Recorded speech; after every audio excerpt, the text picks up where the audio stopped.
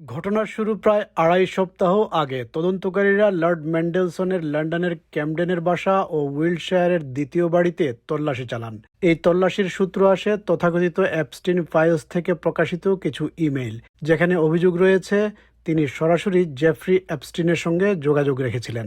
ইমেইলগুলোর একটিতে দেখা যায় বৈশ্বিক আর্থিক সংকটের সময় সম্ভাব্য ইউরোপীয় ইউনিয়নের বেইল আউট নিয়ে অ্যাপস্টিন গুজবের কথা জানতে চাইছেন। জবাবে ম্যান্ডেলসন লিখেছেন বলে অভিযোগ, আজ রাতেই ঘোষণা আসার কথা। আরেকটি বার্তায় তিনি প্রধানমন্ত্রীর কাছে পাঠানো একটি গুরুত্বপূর্ণ নোট ফরওয়ার্ড করেন।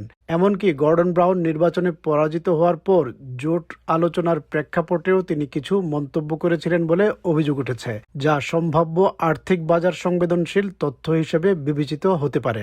লর্ড ম্যান্ডেলসনের সঙ্গে অ্যাপস্টিনের পরিচয় ২০০০ সালের শুরুর দিক থেকে। এক জন্মদিনের বইয়ে তিনি অ্যাপস্টিনকে তার সবচেয়ে ভালো বন্ধু বলে উল্লেখ করেছিলেন। ১৪ বছর বয়সী এক কিশোরীকে দেহ ব্যবসায় বাধ্য করার অপরাধে অ্যাপস্টিন কারাদণ্ড পাওয়ার পরও তাদের যোগাযোগ বজায় ছিল। কারামুক্ত হওয়ার পর তাদের মধ্যে হালকা চালে কথোপকথনেরও উল্লেখ পাওয়া যায়, যা এখন নতুন করে প্রশ্ন তুলেছে। এই প্রেক্ষাপটে তদন্ত এগোতে থাকে, তারপর আসে নাটকীয় সেই মুহূর্ত।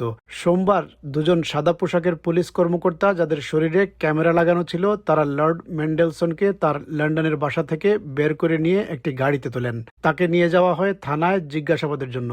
কিছুক্ষণের মধ্যেই মেট্রোপলিটন পুলিশ নিশ্চিত করে সরকারি দায়িত্বে অসদাচরণের সন্দেহে ৭২ বছর বয়সী এক ব্যক্তিকে গ্রেফতার করা হয়েছে।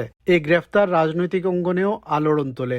বিরোধী দলীয় নেতারা একে কিয়ার স্টারমারের প্রধানমন্ত্রিত্বের একটি গুরুত্বপূর্ণ ও অস্বস্তিকর মুহূর্ত হিসেবে আখ্যা দেন, কারণ স্টারমারই তাকে ওয়াশিংটনে ব্রিটেনের রাষ্ট্রদূত হিসেবে নিয়োগ দিয়েছিলেন।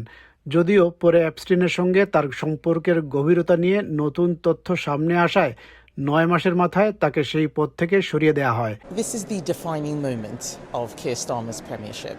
Watching the man who he appointed to the highest position in our diplomatic service getting arrested by police, I think is an image that's going to stay with all of us for many, many years to come. এখনো পর্যন্ত Lord ম্যান্ডেলসনের বিরুদ্ধে কোনো আনুষ্ঠানিক অভিযোগ গঠন করা হয়নি।